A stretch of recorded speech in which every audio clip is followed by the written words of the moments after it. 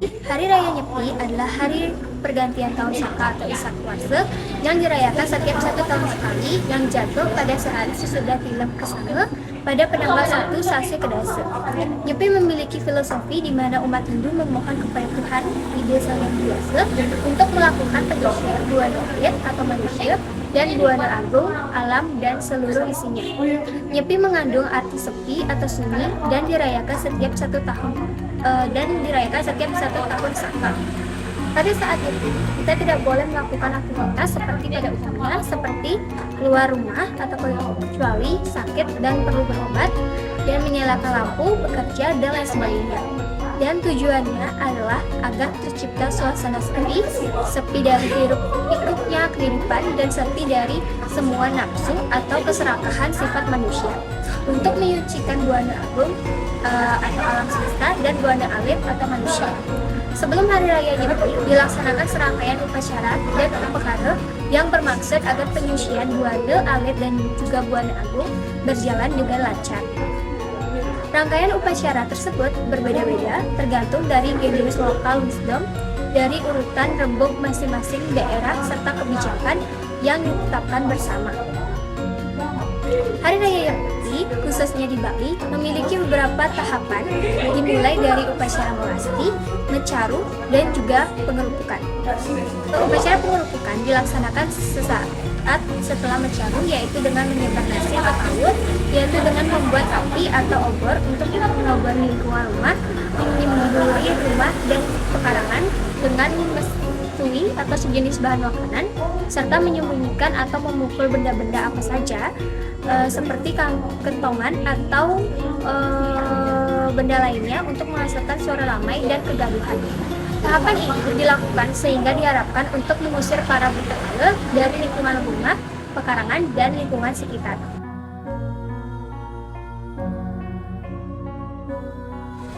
Pada pengerupukan biasanya diadakan oleh ogo-ogo atau arak-arakan ogo-ogo, di mana ogo-ogo itu sendiri adalah karya seni patung yang diarak dalam sebuah pawai menuju perayaan Hari Raya Nyepi. Ogo-ogo menggambarkan sebuah tokoh Hindu yang bernama Buta Kala. Ogo-ogo yang berukuran besar menyerupai patung raksasa yang dibawakan oleh sekelompok masyarakat mengelilingi desa pada saat menjelang malam sebelum Hari Raya Nyepi. Ogo-ogo menjadi bagian dari ritual Nyepi.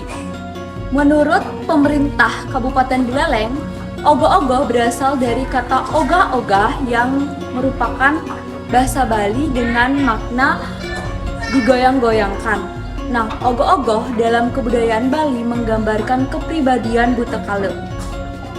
Dalam ajaran Hindu Dharma, Buta Kala merupakan kekuatan Bu, yaitu alam semesta, dan waktu Bali menggambarkan kepribadian Buta Kala.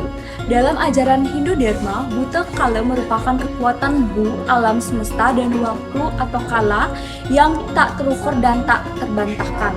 Dalam perwujudan ogo-ogo, Buta Kala digambarkan sebagai sosok yang besar, menakutkan, dan berwujud raksasa. Ogo-ogo juga sering digambarkan seperti wujud makhluk-makhluk yang hidup di Ogo-ogo juga sering digambarkan seperti wujud makhluk-makhluk yang hidup di Mayapada, Swarga, dan juga neraka, seperti naga, gajah, dan bidadari. Wujud yang ada di belakang saya. Ogo-ogo sebenarnya tidak memiliki hubungan langsung dengan acara Hari Raya Nyepi, namun benda itu dibuat untuk melengkapi kemeriahan acara. Terkadang ogo-ogo dijadikan sebagai salah satu acara masyarakat yang digunakan untuk melilingi desa atau acara ngerupuk dengan membawa obor. Ogo-ogo juga dijadikan sebagai ajang kreativitas para pemuda.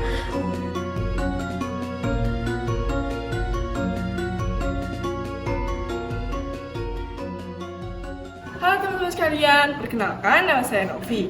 Nah, saya sekarang sedang berada di salah satu desa di Bangli, yaitu desa Temuku, tepatnya di Pedidekaje. Nah, bisa kalian lihat di belakang saya, itu ada yang namanya ogo-ogo yang merupakan salah satu dari sebuah tradisi Bali. Nah, untuk mengetahui lebih jelas ya mengenai ogoh-ogoh yang ada di belakang saya ini, saya akan mewawancarai salah satu pemudi yang berasal dari asli dari PDDKJ ini. Nah, untuk itu mari kita mewawancarai salah satu pemudi yaitu Mbak Tasya ini untuk mengetahui lebih jelas lagi mengenai ogoh-ogoh yang ada di belakang saya. Halo Mbak Tasya. Halo Novi. Kenapa saya Novi? Nah, Mbak Tasya, di belakang kita ini kan nggak ada ogoh-ogoh nih. Terus ini ogoh-ogoh apaan sih Mbak Tasya? Nah, itu ini ogoh-ogoh patusura raksasa yang menyerupai sapi tapi dengan tanduk. Kalian bisa lihat di sini kan kakinya itu sapi, sedangkan di atas ini tanduk. Itu merupakan sifat manusia yang dimana raksasa itu adalah serakah. Dia ingin mendapatkan segala sesuatu yang dia inginkan. Jadi karena itu dia tuh menghilangkan segala elemen-elemen baik yang ada di bumi ini.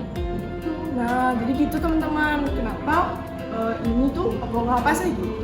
Apakah setiap tahunnya di PDDKJ ini selalu dibuat ogoh-ogoh itu Mbak Tasya?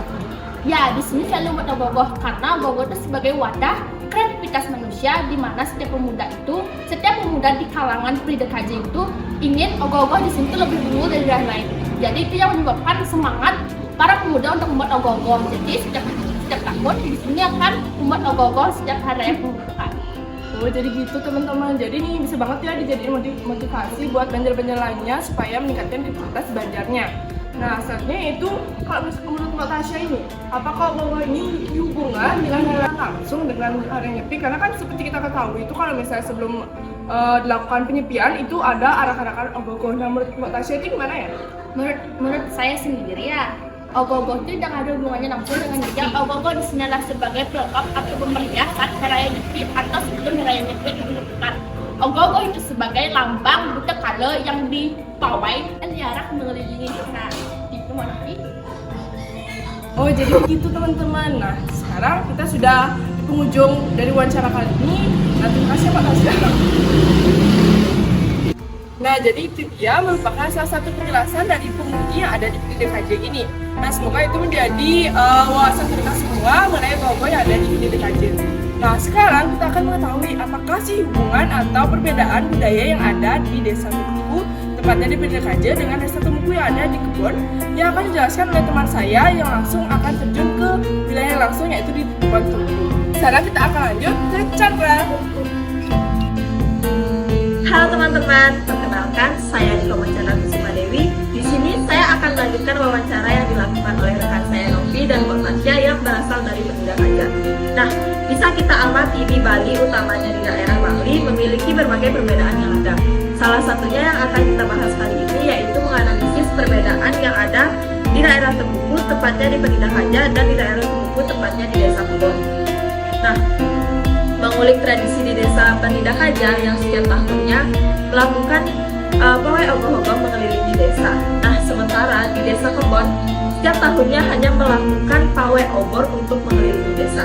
Nah, hal ini disebabkan karena pengelisir di Desa Kebon tidak mengharuskan masyarakatnya untuk membuat ogoh-ogoh, cukup dengan melakukan pawai obor saja. Nah, itu dia perbedaan kebudayaan yang ada di Desa Kebon. Pastinya di desa lain juga memiliki kebudayaan yang kental dan dijunjung tinggi di desa setempat. Nah, sehingga kita harus menghargai perbedaan kebudayaan yang ada di daerah Indonesia karena kita kaya. Baik, sekian dari saya. Terima kasih.